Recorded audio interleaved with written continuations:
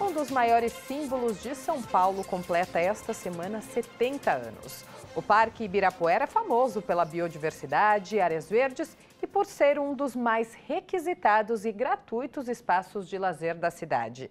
E nessa semana de aniversário, o Jornal da Câmara exibiu uma série especial sobre o parque mais frequentado da América Latina. Quem conta essa história é a repórter Elis Marina.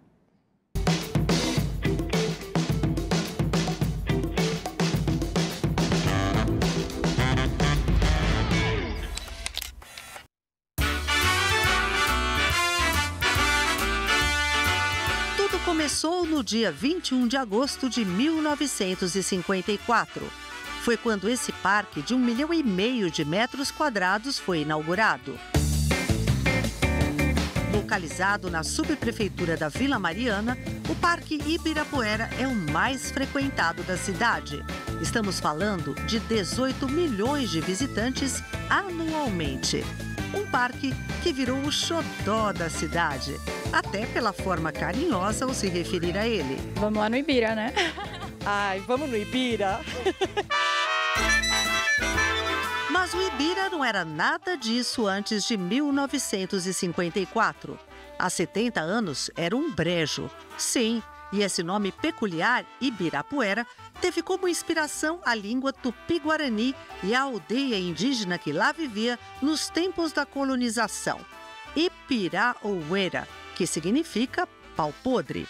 Não tem como fugir disso, era mesmo um lamaçal. Na verdade, foi na década de 20 que o então prefeito de São Paulo, José Pires do Rio, idealizou transformar o lugar, que mais parecia um pântano, em área de lazer. Pensou, por que não transformar em um parque como os de inspiração europeia? Bois de Boulogne, na França, Hyde Park, na Inglaterra. Mas foi um sorocabano, Manuel Lopes de Oliveira, jornalista científico do Instituto Biológico, chefe da divisão de matas, parques e jardins de São Paulo, que realizou o primeiro movimento para tornar o Ibirapuera o que é hoje. Manequinho Lopes, como era conhecido, plantou no local centenas de eucaliptos australianos para drenar o terreno e eliminar o excesso de umidade. A partir disso, a criação do parque poderia se concretizar. A pesquisadora e professora de arquitetura da Universidade Mackenzie resgatou um pouco dessa história. Essa área foi incorporada ao patrimônio público em 1917. 10 anos depois, o prefeito, que era o Pires do Rio, leva um documento à Câmara dizendo que a cidade precisava de mais parques.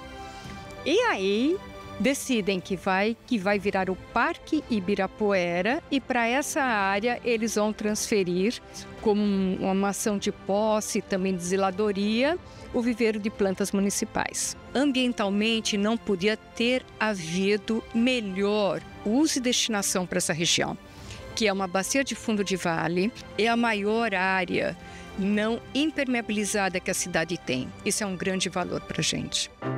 Mas o parque, propriamente dito, só começou a sair do papel para valer em 1951, quando o então governador Lucas Nogueira Garcês instituiu uma comissão mista composta por representantes dos poderes públicos e da iniciativa privada para que o Parque Ibirapuera se tornasse marco das comemorações do 4º centenário da cidade. Pelas mãos da equipe de Oscar Niemeyer, o projeto arquitetônico ganhou forma. Tornar o parque em centro permanente de cultura e lazer foi um desafio e tanto. O primeiro desafio foi implantar o conjunto arquitetônico do Niemeyer, composto pela Marquise, interligando 3 palácios, o Palácio das Nações, o Palácio dos Estados, o Palácio das Indústrias, onde a gente tem a Bienal hoje, o auditório e o Palácio de Exposições, que é a Oca, né? E a entrada que se daria na parte central, articulando uma grande passarela coberta que é a Marquise e esses edifícios. Foi desenhado um grande lago que circundava todo esse espaço numa cota inferior, né? E um talude onde foi acomodado grande parte da vegetação retirada e incorporada no parque. Foi constituído um viário estrutural, um viário secundário. Os acessos eles eram indiretos, tanto aos edifícios como ao próprio sistema, e nessa parte superior apenas trânsito de pessoas percorrendo. A arquitetura paisagística Parques e Jardins contou com o arquiteto Otávio Augusto Teixeira Mendes, que tinha sido diretor do Serviço Florestal do Estado. Teixeira Mendes desenhou um parque moderno. Então, o parque se abre para a cidade e convida a cidade a fazer parte do parque, e quem está dentro do parque também enxerga a cidade.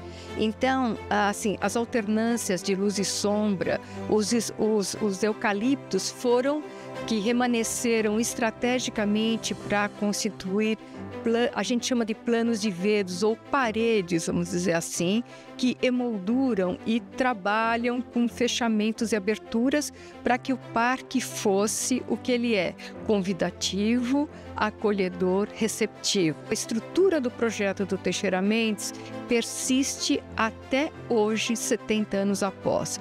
Toda a introdução de vegetação que foi feita ao longo de todo esse tempo, e não foi pouca, não descaracterizou a estrutura do parque.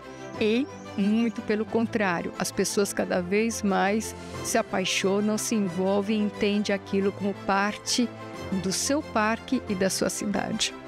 Mas o que era para ser entregue na festa de 400 anos da cidade não aconteceu. O parque só ficou pronto 7 meses depois, em agosto.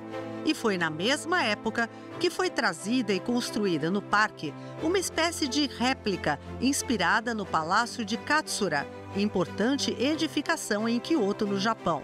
No Parque Ibirapuera é conhecido como Pavilhão Japonês, um lugar que celebra a amizade entre as duas culturas. O pavilhão, ele nasce junto com o parque, né? Então, onde a comunidade japonesa, junto com o Japão, com o governo japonês, se unem, né, para dar esse presente, né, no quarto centenário. Ela é uma construção que ela veio do Japão, né? Então ela foi planejada, montada, desmontada e trazida aqui para o Brasil, trazida aqui para o Parque de Ibirapuera, né, que a gente está completando também junto com o Parque 70 anos, para trazer um pouco da cultura japonesa para os brasileiros.